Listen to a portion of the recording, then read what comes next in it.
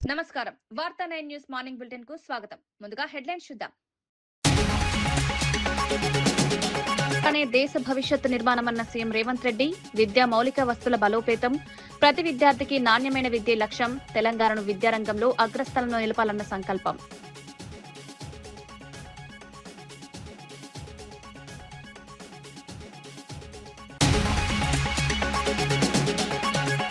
YCP నేతల వేధింపులపై దూలం నాగేశ్వరరావు ఆగ్రహం. Karumuri Sunil arrest రాజకీయ కక్షనన్న ఆరోపణ, ప్రతిపక్షాల గొంతు నొక్కొద్దని హెచ్చరిక, జగన్ పోరాటంతోనే ప్రభుత్వంలో కదలిక.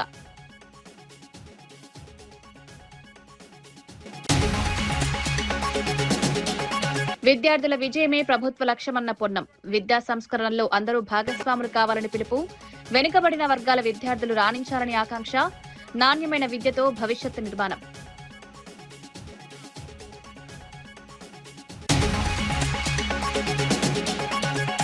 యూరియా సరఫరాపై హరీష్ రావు విమర్శలు, ఎకరానికి 2 బస్తాల పరిమితిపై ఆగ్రహం, రైతులు తీవ్ర ఇబ్బందులు పడుతున్నారన్న ఆరోపణ, ఎరువు సమస్యలు వెంటనే పరిష్కరించాలని డిమాండ్.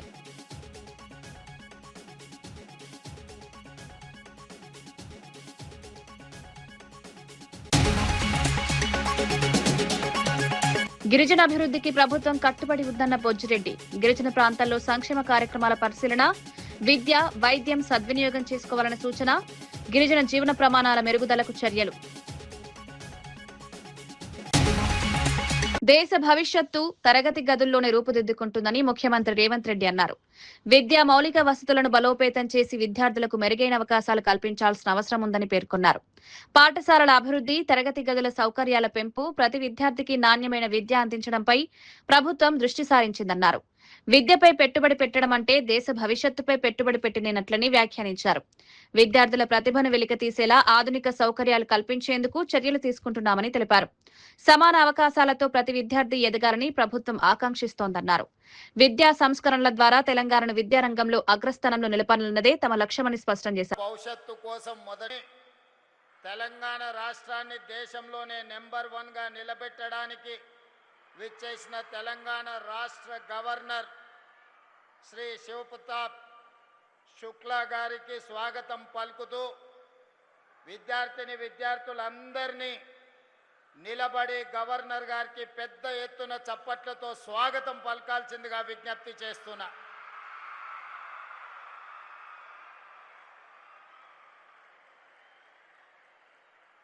గవర్నర్ గారితో పాటు ఈ కార్యక్రమంలో ఉప ముఖ్యమంత్రి వర్యులు మిత్రులు బట్టి విక్రమార్క గారు, సీనియర్ సహచర మంత్రివర్గ సభ్యులు శ్రీధర్ బాబు గారు, సహచర మంత్రివర్గ సభ్యులు పొన్నం ప్రభాకర్ గారు, అడ్లూరి లక్ష్మణ్ గారు, వాకిటి శ్రీహరి గారు, మహమ్మద్ అజరుద్దీన్ గారు, ప్రభుత్వ సలహాదారులు, పార్లమెంట్ సభ్యులు, శాసన మండలి సభ్యులు, శాసన సభ్యులు, వివిధ కార్పొరేషన్ల చైర్మన్లు, విద్యాశాఖకు సంబంధించిన అధికారులు, ప్రాణ సమానులైన తెలంగాణ నలుమూలల నుంచి విచ్చేసిన వేలాది మంది విద్యార్థులకు మనస్ఫూర్తిగా అభినందనలు, కృతజ్ఞతలు తెలియజేస్తున్నా. మిత్రులారా, తెలంగాణ రాష్ట్రం దేశంలో ఉన్న మిగతా రాష్ట్రాల లాగా భాషా ప్రయుక్త రాష్ట్రంగానో పరిపాలన సౌలభ్యం కోసం ఏర్పడిన రాష్ట్రం కాదు. తెలంగాణ రాష్ట్రము 60 సంవత్సరాల సుదీర్ఘ పోరాటం, వందలాది మంది విద్యార్థుల ఆత్మ బలిదానాలతో 60 సంవత్సరాలు తమ పోరాటాన్ని, తమ కలలను సాకారం చేసుకోవడానికి లక్షలాది మంది విద్యార్థులు ఉద్యమ బాటన పట్టి తమ ఉజ్వల భవిష్యత్తునే కాదు ఉద్యోగ ఉపాధి అవకాశాలను వదులుకొని కన్న తల్లిదండ్రులను దుఃఖ సాగరంలో ముంచేసి నూనూగు మీసాల యువకులు ఎంతో మంది ఆత్మ బలిదానాలు చేసుకుంటే ఈ తెలంగాణ రాష్ట్రం ఏర్పడ్డది. ఆనాడు ఆత్మ బలిదానాలలో ముందు వరుసలో ఉన్న శ్రీకాంత్ చారి కావచ్చు, ఈశాన్ రెడ్డి కావచ్చు, కానిస్టేబుల్ కిష్టయ్య కావచ్చు, సురేష్ నాయక్ కావచ్చు, ఈ రకంగా నేను చెప్పుకుంటూ వెళ్తే వందలాది మంది విద్యార్థులు ఆత్మ బలిదానాలు చేసుకుంటే ఈ రాష్ట్రం ఏర్పడ్డది. ఈ విద్యార్థుల యొక్క ఆకాంక్ష తెలంగాణ రాష్ట్రంలో ఉండే విద్యార్థుల యొక్క ఉజ్వల భవిష్యత్తు, ఉద్యోగ ఉపాధి అవకాశాలు వాళ్లకు దక్కాలి అని త్యాగాలు చేసి ఆనాటి ఉద్యమంలో ముందు భాగాన నిలబడి పొలిటికల్ జేఏసీ చైర్మన్గా ఉన్న ప్రొఫెసర్ కోదండరామ్ గారు, తొలి ఉద్యమం మలి ఉద్యమ సజీవ సాక్షి పెద్దలు కేశవరావు గారు పార్లమెంటులో పెప్పర్ స్ప్రేలను తట్టుకొని నిలబడి తెలంగాణ బిల్లు ఆమోదానికి సంపూర్ణంగా సహకరించిన పొన్నం ప్రభాకర్ గారు ఈ వేదిక మీద ఉన్నారు. మిత్రులారా, ప్రభుత్వ ఉద్యోగమన్నా ప్రభుత్వ పాఠశాలలో ఈనాడు విద్యార్థులు చదువుకుంటున్నారంటే ఇది ఒక అవకాశమో లేకపోతే ఇది ఒక ఉద్యోగం కోసం చేస్తున్న ప్రయత్నం కాదు. ఇదొక గొప్ప భావోద్వేగం. ఈ భావోద్వేగము తెలంగాణ 4 కోట్ల ప్రజలతో ముడివేసుకున్న బంధం. ఈ భావోద్వేగాన్ని, ఈ తెలంగాణ రాష్ట్రం యొక్క అభివృద్ధి, ఈ దేశ భవిష్యత్తు తరగతి గదుల్లోనే ఉన్నది. ఈ తరగతి గదులను పునరుద్ధరించాలి. విధ్వంసం అయిపోయిన తెలంగాణ విద్యాశాఖను ఈనాడు వికాసం వైపు నడిపించాలని రాష్ట్ర ప్రభుత్వం నిర్ణయం తీసుకొని సహచర మంత్రివర్గ సభ్యుల సహకారంతో ఈనాడు తెలంగాణ రాష్ట్ర ప్రభుత్వం తన బడ్జెట్లో 8.5% నిధులను కేటాయించడం జరిగింది.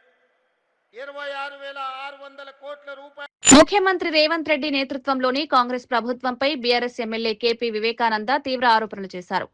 గత 30 నెలల కాంగ్రెస్ పాలనలో దాదాపు 12,000 కోట్ల విలువైన ప్రభుత్వ భూములను విక్రయించారని విమర్శించారు. గతంలో 2010లో స్టేట్ బ్యాంక్ ఆఫ్ ఇండియాకు విక్రయించిన భూమిని ఇటీవల మరో ప్రైవేట్ కంపెనీకి మళ్లీ అమ్మారని ఆరోపించారు. ఈ వ్యవహారం దేశవ్యాప్తంగా కాంగ్రెస్ ప్రభుత్వ ప్రతిష్టను దెబ్బతీసిందన్నారు. ప్రభుత్వ భూముల విక్రయాలపై పూర్తి వివరాలు ప్రజలకు వెల్లడించాలని డిమాండ్ చేశారు. ప్రజా ఆస్తులను కాపాడాల్సిన ప్రభుత్వం వాటిని విక్రయించడం ఆందోళన కలిగిస్తోందన్నారు. సమర్థ ముఖ్యమంత్రి రేవంత్ రెడ్డి గారు సుమారు 30 నెలల్లో 12,000 కోట్ల విలువైన భూములన్నీ కూడా అమ్ముకుంటూ వాటితో రియల్ ఎస్టేట్ దందాలు చేసుకుంటూ ముందుకు వస్తున్నటువంటి సందర్భంలో అమ్మిన భూమినే గతంలో 2010లో అప్పుడున్నటువంటి ప్రభుత్వం అమ్మిన భూమినే ఎస్బీఐకి ఇర్రివోకబుల్ మరి అన్కండిషనల్గా అమ్మిన భూమినే మళ్ళీ తిరిగి మరి గత నెలలోనే చూసినాం. మనం ఆ భూమిని మళ్ళీ అమ్మినట్టు ఈ వేలం ద్వారా అమ్మినట్టు చూసినాం. హైకోర్టు యొక్క తీర్పు ఉండగా ఏప్రిల్ 25, 2026 ఒక హైకోర్టు యొక్క ఉత్తర్వులు ఉండగా కూడా దాన్ని తుంగలో దొక్కి దాన్ని పక్కకి నెట్టేసి గతంలో అమ్మినటువంటి ఎస్బీఐకి అమ్మినట్టు భూమినే దాంట్లో 5 ఎకరాల స్థలాన్ని మళ్ళీ కూడా మరి ఈ వేలం ద్వారా ఇంకో కంపెనీకి కట్టగట్టడం మనందరం చూసాం. అంటే దీన్ని ఏమంటారు? సరే, భూమి ప్రభుత్వం నుండి అమ్మిందంటే విశ్వాసంతో ప్రభుత్వం నమ్మకంతో మాకు చక్కగా ఉంటుందని చెప్పి సుమారు 237 కోట్ల రూపాయలు ఎకరానికి చెల్లించి మరి ఆ భూమిని కొంటే ఈరోజు దేశవ్యాప్తంగా ప్రభుత్వం యొక్క అంటే క్రెడిబిలిటీ ఏ రకంగా మరి దిగజారిపోయిందో, ఏ రకంగా ఈరోజు విశ్వసనీయత ప్రభుత్వం కోల్పోతుందో ఒకసారి అర్థం చేసుకోవాలి. రేవంత్ రెడ్డి అనేటువంటి నాయకుడు బయట మోసం చేసుకోక రియల్ ఎస్టేట్ దందాలో ఎన్ని తప్పుడు డిసిషన్లు చేసిండా. వైఎస్ఆర్సీపీ నాయకులను లక్ష్యంగా చేసుకుని తప్పుడు కేసులు నమోదు చేస్తున్నారని ఏలూరు జిల్లా వైఎస్ఆర్సీపీ అధ్యక్షుడు దూలం నాగేశ్వరరావు ఆరోపించారు. మాజీ మంత్రి కారుమూరి నాగేశ్వరరావు కుటుంబాన్ని టార్గెట్ చేసి ఆయన కుమారుడు కారుమూరి సునీల్ ను అక్రమంగా అరెస్ట్ చేస్తున్నారని విమర్శించారు.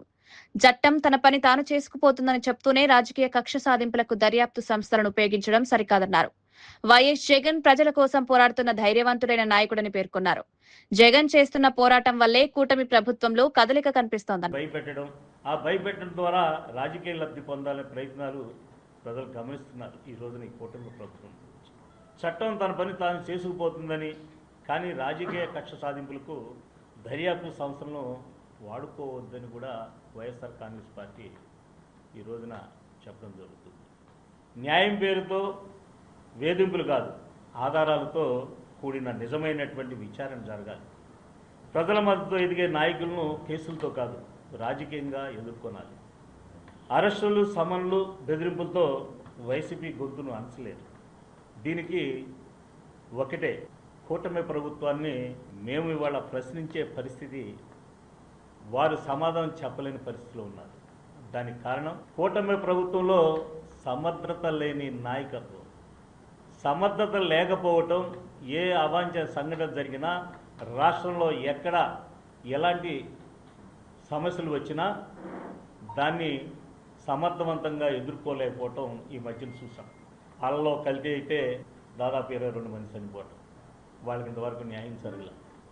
అలాగే మరి ఈరోజు మనం చూస్తే కృష్ణలంకలో నిన్న కృష్ణలంకలో సాయి కృష్ణ పరిస్థితి ఏమిటి? సాయి కృష్ణ పరిస్థితి, ఆ తల్లి రోదన ఎవరు వింటారు? బిడ్డను పోగొట్టుకుని ఆ బిడ్డ అసలు ఏమయ్యాడో కూడా పోలీస్ స్టేషన్ వెళ్ళి అడుగుతుంటే సమాధానం చెప్పలేని పరిస్థితిలో ఉంటే ఈ రాష్ట్రంలో ప్రజలు పాలన ఎక్కడుందని అనుకుంటారు? ఆ సాయి కృష్ణ తల్లి ఆ ఆవేదన పడుతున్న రోదన వింటే అందరికి కూడా కళ్ళు చెమరుస్తాయి.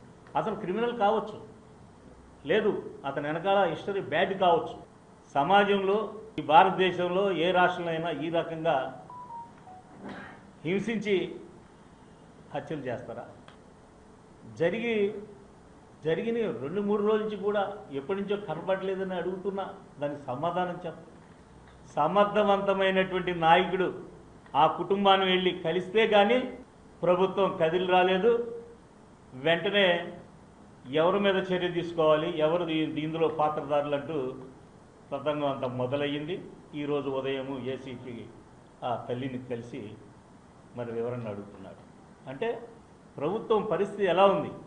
ఈ రాష్ట్రంలో ప్రజలకు అసలు ఎవరు? రానున్న గోదావరి పుష్కరాల నాటికి ఆలయాల అభివృద్ధి పనులను పూర్తి చేస్తామని దేవాదాయ శాఖ కమిషనర్ రామచంద్ర మోహన్ తెలిపారు.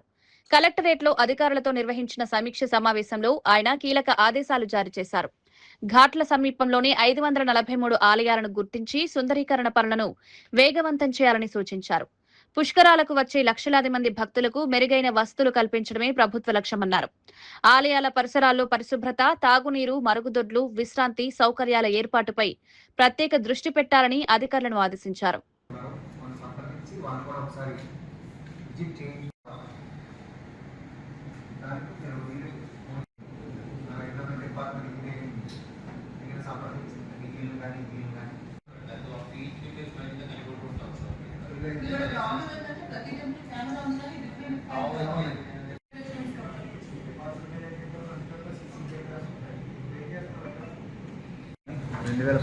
కానీ కోట్ల సంఖ్యలోనే రాష్ట్రం నుంచి అలాగే పొరుగు రాష్ట్రాల నుంచి కూడా భారీ సంఖ్యలో ప్రజలు రావటం, ఇక్కడ పుష్కర స్నానాలు చేయటం, తర్వాత దగ్గరలో ఉన్న టెంపుల్స్కి వెళ్ళటం అనేది కూడా ఎక్కువ మంది, మెజారిటీ కనీసం 60-70% ఖచ్చితంగా ఏదో దేవాలయానికి సందర్శన వెళ్తారు. ఈ సందర్భంలో ఏ ఏ టెంపుల్స్కి రష్ ఉంటుందన్నది మనం ఐడెంటిఫై చేయడం జరిగింది. దాదాపు 29 ప్రముఖ ఆలయాలను గుర్తించడం జరిగింది. దాంతోపాటు ఘాటుకు దగ్గరలో ఉన్న టెంపుల్స్కి కూడా మిగతా రోజుల్లో పెద్దగా భక్తుల సంఖ్య లేకపోయినా ఈ పుష్కరాల సందర్భంలో వస్తారు. దానికి సంబంధించి మనం పర్మనెంట్ వర్క్స్ ఏమేమి చేయాలన్న దానికి సంబంధించి 543 ఆలయాలను గుర్తించడం జరిగింది. దానికి సంబంధించి ఇప్పటివరకు 162 వర్క్స్కి శాంక్షన్స్, అడ్మినిస్ట్రేటివ్ శాంక్షన్స్ కూడా ఇచ్చుకున్నాం. 162 వర్క్స్కి టెండర్స్ పిలిచాము. దాంట్లో 43 వర్క్స్ ఆల్రెడీ మనం గ్రౌండ్ అయ్యాయి. చేత ఈ పనులన్నీ కూడా మిగతా 543 వర్క్స్ కూడా టెండర్ ప్రాసెస్ కానీ వర్క్ కంప్లీషన్ కానీ మనం జూన్ ఉంటే ఏప్రిల్ కల్లా పూర్తి చేసుకునేలా మనం ప్లాన్ చేసుకున్నాం. ఆ రకంగా టైం లైన్స్ ప్రకారం అయిపోతుంది. కానీ ఆ తర్వాత 2 నెలలు ఏం చేయాలన్నది కూడా ఇప్పుడు ప్లానింగ్, కలెక్టర్ గారు కూడా దాని గురించి డిస్కస్ చేయడం జరిగింది. భక్తుల రద్దీ విపరీతంగా పెరుగుతుంది కనుక మనం టెంపరీ అరేంజ్మెంట్స్ కొన్ని చేసుకోవాల్సి వస్తుంది. ఇప్పుడు నేను చెప్పినవి కూడా ఇవన్నీ పర్మనెంట్ వర్క్స్. టెంపరీ వర్క్స్ ఏ రకంగా చేసుకోవాలంటే main queue line, shelter, temporary toilets, drinking water, ఈ 4 ఇంపార్టెంట్ కాంపోనెంట్స్. హైదరాబాద్ పాతబస్తీ చంద్రయాన గుట్టలో నూతన అంగన్వాడీ పిల్లల కేర్ సెంటర్ ను మంత్రి సీతక్క ప్రారంభించారు. అరుంధతి నగర్ లో ఏర్పాటు చేసిన ఈ కేంద్రంలో 7 నెలల నుంచి 3 ఏళ్లలోపు చిన్నారులను తల్లిదండ్రులు వదిలి పనులకు వెళ్లవచ్చని తెలిపారు. ముఖ్యంగా కూలీ పనులు చేసే కుటుంబాలకు ఈ కేంద్రం ఎంతో ఉపయోగపడుతుందన్నారు. చిన్నారులకు సురక్షిత వాతావరణంలో సంరక్షణ, పోషకాహారం అందించడమే లక్ష్యమన్నారు. కార్యక్రమంలో కాంగ్రెస్ నేతలు, స్థానిక ప్రజాప్రతినిధులు పాల్గొన్నారు. కాంగ్రెస్ అగ్రనేత రాహుల్ గాంధీ జన్మదిన వేడుకలను కూడా నిర్వహించారు. చిన్నారుల సంక్షేమానికి ప్రభుత్వం కట్టుబడి ఉందని సీతక్క స్పష్టం చేశారు. ఆ సమస్యలపై పోరాటం చేస్తూ త్యాగాల వారసత్వం కలిగినటువంటి కుటుంబం నుంచి వచ్చినటువంటి రాహుల్ గాంధీ గారి యొక్క జన్మదినాన్ని పురస్కరించుకొని ఈరోజు మా మెడికల్ డిపార్ట్మెంట్ అధ్యక్షులు గాంధీ భవన్లో రక్తదాన శిబిరాన్ని నిర్వహించడం జరిగింది. మరి ఈ రక్తదాన శిబిరంలో మా రాష్ట్ర నాయకులు, అదేవిధంగా యూత్ అందరు కూడా పార్టిసిపేట్ చేసి మా పార్టీ కానీ నెహ్రూ గారి కానుంచి గాంధీ గారి నుండి మరి రాజీవ్ గాంధీ వరకు రక్తదానం చేయడము, ప్రాణదానం చేయడం ఈరోజు త్యాగాల వారసత్వం కలిగినటువంటి పార్టీ కాంగ్రెస్ పార్టీ. ఆ పార్టీ నాయకుడిగా, త్యాగాల వారసత్వాన్ని మోస్తున్నటువంటి మహానాయకుడిగా రాహుల్ గాంధీ గారి జన్మదినాన్ని పురస్కరించుకొని ఈరోజు పెద్ద ఎత్తున మా ప్రెస్ సోదరులు కానీ, ఇతర యువజన సోదరులు కానీ, మా కాంగ్రెస్ పార్టీ మెడికల్ డిపార్ట్మెంట్ కానీ ఈరోజు రక్తదాన శిబిరం నిర్వహిస్తే అద్భుతమైనటువంటి స్పందన వచ్చింది. ఇది త్యాగాలకు, అదేవిధంగా ప్రజా సమస్యలపై, ప్రజల కోసం, ప్రజా సంక్షేమం కోసం పాటుపడే పార్టీగా ఆ నాయకుడిగా రాహుల్ గాంధీ లాంగ్ లీవ్ ఉండాలనే ఉద్దేశంతో ఈ యొక్క కార్యక్రమాలు చేయడం జరుగుతుంది. మీరు చూస్తూ ఉన్నారు, రాహుల్ గాంధీ అంటే పేదల గొంతుక, రాహుల్ గాంధీ గారంటే యువజనుల గొంతుక, రాహుల్ గాంధీ గారంటే రైతుల గొంతుక, రాహుల్ గాంధీ అంటే దళిత, బహుజన, ఆదివాసీ మరి పేదల గొంతుక. కాబట్టి ఆ గొంతుకకు సపోర్టుగా కోట్లాది మంది రాహుల్ గాంధీ గారికి సపోర్టుగా ఉంటూ ఈ దేశాన్ని ఈ కార్పొరేట్ కంపెనీ వ్యవస్థ నుంచి, ఆదాని అంబానీల నుంచి పేదలను దోస్తూ రాజ్యాంగాన్ని తూట్లు పొడిచేటువంటి మరి మోడీ నాయకత్వం నుంచి, ఈరోజు మోడీ యొక్క విధ్వంస విధానాల నుంచి రేవంత్ రెడ్డి ప్రభుత్వం పేర్లు మార్చడం తప్ప ప్రజలకు మేలు చేయడం లేదని మాజీ మంత్రి సబితా ఇంద్రారెడ్డి విమర్శించారు. కేసీఆర్ హయాంలో అభివృద్ధి చేసిన ఆరుట్ల పాఠశాలకు రంగులు వేసి తెలంగాణ పబ్లిక్ స్కూల్ గా ప్రారంభించారని ఆరోపించారు. కొత్తగా ఏమీ నిర్మించకుండా పాత భవనాలు, పాత ఫర్నిచర్, పాత ఉపాధ్యాయులతోనే కొత్త పేర్లు పెట్టారన్నారు. నిజంగా విద్యాభివృద్ధిపై చిత్తశుద్ధి ఉంటే సీఎం సొంత నియోజకవర్గం కొడంగల్లో ఎందుకు తెలంగాణ పబ్లిక్ స్కూల్ నిర్మించలేదని ప్రశ్నించారు. ప్రజలను మభ్యపెట్టే కార్యక్రమాలు మానుకోవాలని సూచించారు. విద్యారంగంలో వాస్తవ అభివృద్ధి చేయాలని ప్రభుత్వాన్ని డిమాండ్ చేశారు. తెలంగాణ పబ్లిక్ స్కూల్ అన్ని స్టార్ట్ చేసి వచ్చాడు. మరి మీ నియోజకవర్గంలో ఎందుకు స్టార్ట్ చేయలేదు తెలంగాణ పబ్లిక్ స్కూల్? ఎందుకు కట్టలే? మరి అవే డబ్బులు పెట్టి ఈడెందుకు మొదలు పెట్టలే? అక్కడ ఉన్న పాత బిల్డింగ్లకు సున్నమేసి అదే టీచర్లు, అదే బిల్డింగ్లు, అదే సున్నమేసి అదే ఫర్నిచర్ అన్నీ అవే ఒట్టి గ్రౌండ్ మాత్రం ప్రిపేర్ చేసిండు. మరి అదే public school, Telangana public school ఇక్కడ ఎందుకు స్టార్ట్ చేయలేదు? ఇది బాగా గుర్తుపెట్టుకోండి. ఏదైనా కూడా పేర్లు మార్చి మాత్రమే చేస్తున్నారు తప్పిస్తే నిజంగా ప్రజలకు మేలు చేయాలనే ఆలోచన లేకుండా ఉంది ముఖ్యమంత్రి గారికి అని తెలియజేసుకుంటూ, సింగరేణి అంశంపై బీజేపీ చిల్లర రాజకీయాలు చేయడం మానుకోవాలని ప్రభుత్వ విప్ ఎమ్మెల్సీ అద్దంకి దయాకర్ అన్నారు. బొగ్గు బ్లాక్లను ప్రైవేటీకరించే ప్రయత్నం చేసిన బీజేపీకి సింగరేణిపై మాట్లాడే నైతిక హక్కు లేదన్నారు. సింగరేణి పరిరక్షణకు కాంగ్రెస్ ప్రభుత్వం పూర్తిగా కట్టుబడి ఉందని స్పష్టం చేశారు. కార్మికులకు బోనస్ ఇవ్వడం మంచి నుంచి సంస్థ భవిష్యత్తును కాపాడే వరకు కాంగ్రెస్ ప్రభుత్వం బాధ్యతగా వ్యవహరిస్తోందన్నారు. బీజేపీ, బీఆర్ఎస్ నాయకులు రాజకీయ లబ్ధి కోసం సింగరేణిని వేదికగా చేసుకోవద్దని సూచించారు. బొగ్గు నిల్వలు తక్కువ ఉన్నాయని చెప్పేసి, కానీ గత ప్రభుత్వంలో వాళ్ళు సిరిసిల్లకు, సిద్దిపేట, గజ్వేల్కు సింగరేణి నిధులు వాడుకుంటున్నప్పుడు కామ్ గా ధృతరాష్ట్రం లెక్క కూర్చున్నాడే కిషన్ రెడ్డి. ఇప్పుడు సింగరేణి పర్యటనలకు బీజేపీ పోతుంది. ఆయన మంత్రి అనేది మర్చిపోయి ప్రతిపక్ష నాయకుడు అనుకుంటున్న పరిస్థితి ఎంత దౌర్భాగ్యమైన స్థితితో ఆలోచించారు. సింగరేణి నిధులకు ఎసరు పెట్టింది ఎవరు? బీఆర్ఎస్ కాదా? అప్పుడు బీజేపీ కామ్గా లేదా? మొన్నటిదాకా ఆయన హరీష్ రావు ఒక నాటకం ఆడింది, ఇప్పుడు కొత్తగా బీజేపీలో ఒక నాటకం ఆడుతున్న పరిస్థితి. అంటే మీరు కలిపి చేస్తున్న ప్రయత్నాలు అర్థం కావట్లేదు. అందుకని సింగరేణి కార్మికులను వీళ్ళను అడ్డుకోవాలని చెప్పి నేను విజ్ఞప్తి చేస్తాను. సింగరేణిని ఫిజిల్ అవుట్ చేసి సింగరేణి యొక్క భవితవ్యాన్ని మన ప్రశ్నార్థకం చేసిన వీళ్ళు 2 సంవత్సరాలకే సింగరేణిలో ఏమో జరిగిందని చెప్పేసి పోవడం వెనుక ఉన్న ఉద్దేశం ఏంటి? వాళ్ళిద్దరు రాజకీయ రాష్ట్రమిత్రులు ఈయన చేసింది మళ్ళీ ఆరిపోవద్దని చెప్పి ఆయనకు తలపిచ్చేస్తారు. కాబట్టి అలా చాలా మంది సింగరేణి చుట్టూ రాజకీయాలు చేయడం వెనుక ఒక రాజకీయ లబ్ధి చూసుకుంటున్నారు. రేపు ఎన్నికలు జరిగితే అక్కడ లబ్ధి పొందాలనే ఉద్దేశం తప్పితే మరొకటి కాదు. కాబట్టి నేనేమంటున్నానంటే ప్రైవేటు పరం చేయడానికి బీజేపీ ప్రభుత్వం చేస్తుందా లేదా అనేది కిషన్ రెడ్డి సమాధానం చెప్పాలి. సింగరేణి అసలు బొగ్గు నిల్వల్ని మొత్తమే ప్రైవేట్ కంపెనీలకు తన సొంత మనుషులకు కట్టబెట్టాలని చూసిన బీజేపీకి సింగరేణి బొగ్గు మీదనో బొగ్గు నిల్వల మీదనో ప్రశ్నించే నైతికత ఉందా?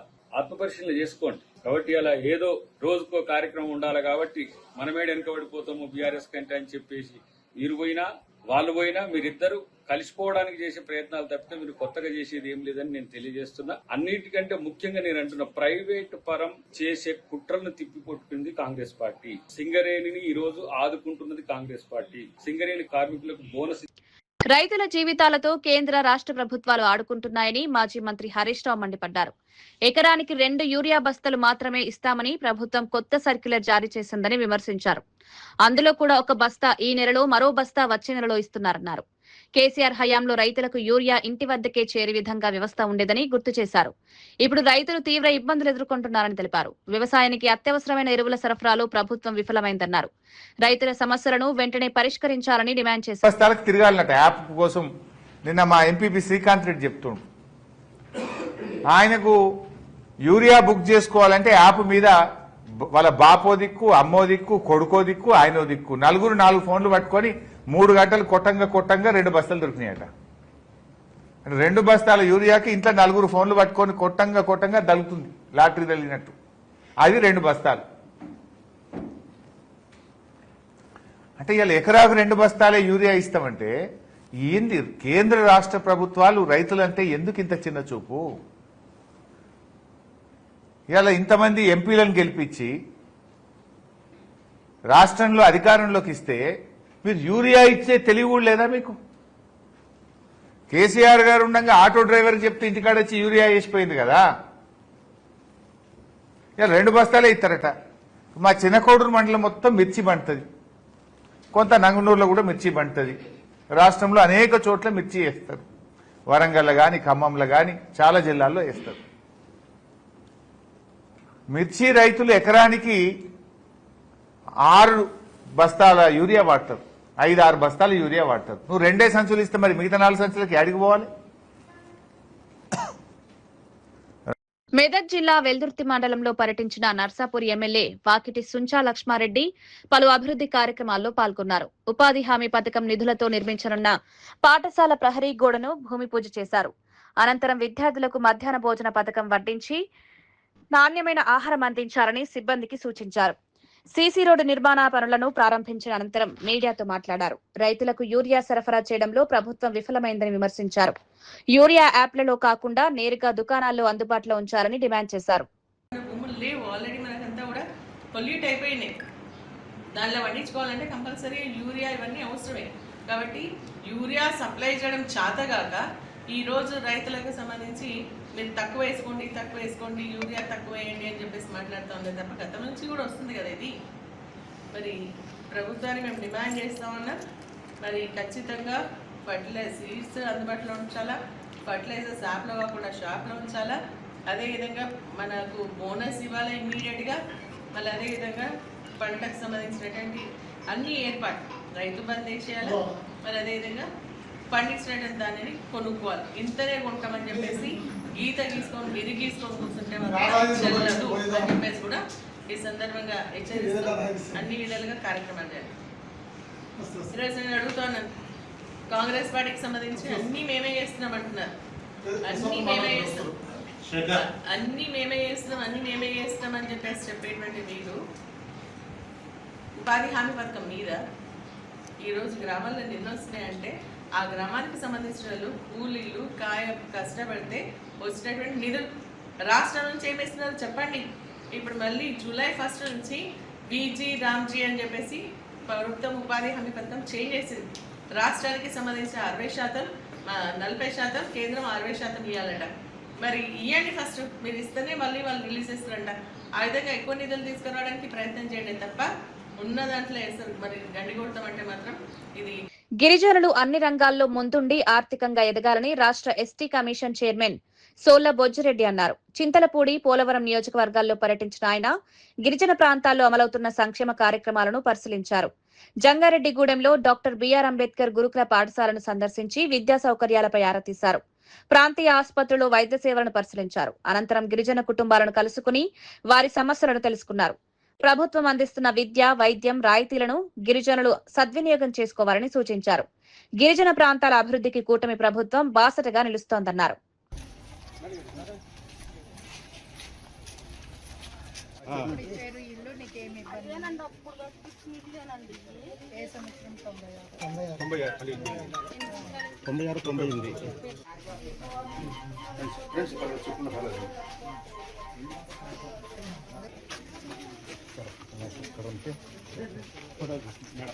నేను ఎస్టీ కమిషన్ చైర్మన్, మా కమిషన్ మెంబర్లు వచ్చారు.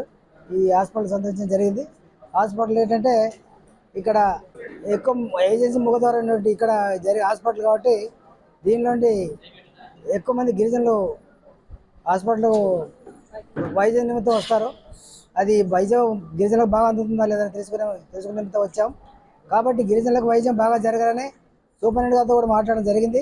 వైద్యం బాగా జరిగితే ఏజెన్సీ కేసులు ఎటువంటి కేసులు రాకుండా, అదే జగన్ జరగకపోయినట్టయితే మీ మీద సరిహద్దు చూడమని చెప్పడం జరిగింది. కానీ రేపు ఏలూరులో జిల్లా పరిధిలో జిల్లా రివ్యూ ఉంది. రివ్యూ విషయం వచ్చినప్పుడు ఈ విషయాలన్నీ మాట్లాడి చర్చించి మీ మీడియా మిత్రులందరికీ రేపు తెలియజేయడం జరుగుతుంది. హాస్టల్స్, ఆశ్రమ స్కూల్స్ వాటి యొక్క స్థాయి తగ్గింపు జరిగిందని ఇంతగా చూసాం. అది ప్రభుత్వం దృష్టిలో ఉంది. ప్రభుత్వం దృష్టికి తీసుకెళ్తాం. ఖచ్చితంగా తీసుకెళ్ళి మనం ఎప్పుడైతే యథాస్థానం వచ్చే విధంగా పరిష్కారం తీసుకెళ్ళాలని అనుకుంటున్నాను నేను మా కమిటీ సభ్యులుగానే. కాబట్టి ఖచ్చితంగా స్కూల్స్ యథావిధిగా జరిగే విధంగా సరైన అధికారులకు తెలియజేస్తాం. స్కీమ్స్ అయితే ఉన్న స్కీమ్లు కేంద్ర ప్రభుత్వం కానీ రాష్ట్ర ప్రభుత్వం కొత్త స్కీమ్లు ఇస్తున్నారు. ప్రతి అధికారులు వాటి మీద పబ్లిక్ తెలియజేస్తామని తెలియదండి. అది ఉన్నాయి, కొత్త స్కీమ్లు వస్తున్నాయి. రాహుల్ గాంధీ జన్మదినాన్ని పురస్కరించుకుని గాంధీ భవన్ లో ఎన్ఎస్యుఐ డాక్టర్స్ సెల్ ఆధ్వర్యంలో రక్తదాన శిబిరం, జాబ్ మేళా నిర్వహించారు. ఈ కార్యక్రమంలో పాల్గొన్న భువనగిరి ఎంపీ చామల కిరణ్ కుమార్ రెడ్డి మాట్లాడుతూ రాహుల్ గాంధీ ప్రజా సమస్యల కోసం నిరంతరం పోరాడుతున్న నాయకుడన్నారు. భారత్ జోడో యాత్ర ద్వారా దేశ ప్రజల సమస్యలు తెలుసుకుని వాటి పరిష్కారానికి కృషి చేస్తున్నారని పేర్కొన్నారు. ఆయన జన్మదినం సందర్భంగా సేవా కార్యక్రమాలు నిర్వహించడం అభినందనీయమన్నారు. యువతకు ఉపాధి కల్పించేందుకు జాబ్ మేళా ఉపయోగపడుతుందని తెలిపారు. ప్రయత్నం అనిల్ యాదవ్ గారు రాజ్యసభ సభ్యులు కూడా తీసుకుర్రు. ఇంత మంచి కార్యక్రమాలు ఈరోజు గాంధీ భవన్లో, ఎందుకంటే ముఖ్యంగా మీ అందరికీ తెలుసు రాహుల్ గాంధీ గారు ఒక స్వచ్ఛందమైనటువంటి నాయకుడు. ఒక స్వచ్ఛందమైన ఆలోచనతోటి భారతదేశంలో ఉన్న యువతను, భారతదేశంలో ఉన్నటువంటి ఆర్థిక పరిస్థితి గురించి మీరు ఈ మధ్యకాలంలో చూస్తున్నారు. ప్రతి విషయం మీద ఆయన పార్లమెంట్లో గలమిప్పడమే కాకుండా గత 2014 తర్వాత భారతదేశంలో జరుగుతున్నటువంటి ప్రతి విషయాన్ని కూడా ప్రజల మధ్యనికి తీసుకొచ్చే ప్రయత్నం చేస్తున్నటువంటి వ్యక్తి. భారత్ జోడో యాత్ర పెట్టి భారతదేశ వ్యాప్తంగా కూడా ప్రజా సమస్యలను ప్రత్యేకంగా తెలుసుకోవాలన్న ఉద్దేశంతో 4000 పైచిలకు కిలోమీటర్లు నడిచి ప్రజా సమస్యల్ని.